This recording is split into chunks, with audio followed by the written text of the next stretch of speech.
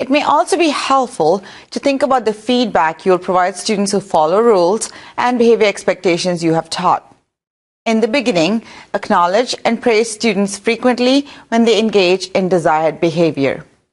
These acknowledgments should be specific, reference what the student did correctly, and may serve as a learning opportunity for other students. Note how the following CTE teachers use praise and acknowledgement to reinforce student behavior.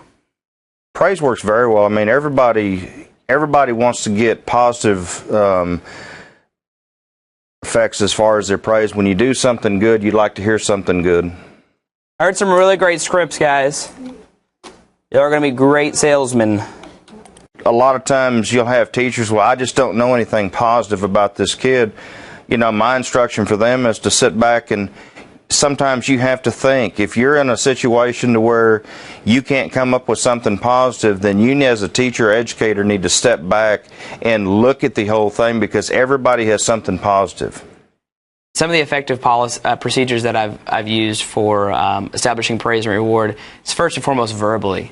So many students want or need that reinforcement. They want to hear good jobs, because sometimes that's the only place they're going to hear it is in my classroom. I would hope that they'd hear it in other people's classrooms or at their workplace or at the home, but I can't assume that. I have to assume that they're only hearing it in my classroom, so I make sure that I do it as much as possible. I think a really effective way is as teachers, we have to learn, right, when somebody's not doing something correctly, how to still praise them in a way of, yes, this wasn't correct, but I really like the attempt that you made. Yes, this is the wrong font that you put that I asked for, but I see that you did change it. You were just one off. You're almost there. Keep going. Right? It's all about reinforcement and finding ways to praise students even when they may not have it 100% correct. Sometimes I'll use, like in my CJ classes, I'll use something law enforcement, you know, give them a handcuff key or something that has to do with law enforcement. If you're in a ag shop class, something along the ag lines, you know, maybe if they've got a welder at home, find out what kind of welder they've got and give them a part for something. I don't think it's that different at the high school level than it is at the elementary level. And that's something that when I first started teaching, I thought, you know, we would go to these conferences and they would talk about the rewards and giving kids stickers and whatever. And I thought, there is no way I can do that with high school students. They will think I'm ridiculous. High school kids will do anything for a sticker. It's the craziest thing I've ever seen, especially scratch and sniff sticker. Like senior football player boys, they will do anything for a sticker. So that's something that sometimes I'll do. And so I'll pull it out when they're least expecting it. Hey, that was a really great answer. And I'll make it cheesy. That's a really great answer. You deserve a sticker for that. And then I'll go get a sticker out and make a big deal. And all of a sudden, all the other kids are like, I want a sticker.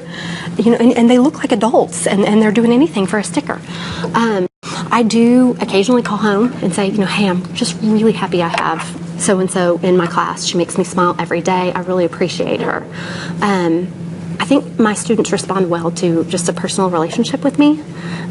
So just positive praise from me, appreciating the work that they were doing. Sometimes I'll stop them in the hallway later and, you know, reflect on something that they did in class. I definitely think some of the verbal praise or outside recognition really changes their behavior.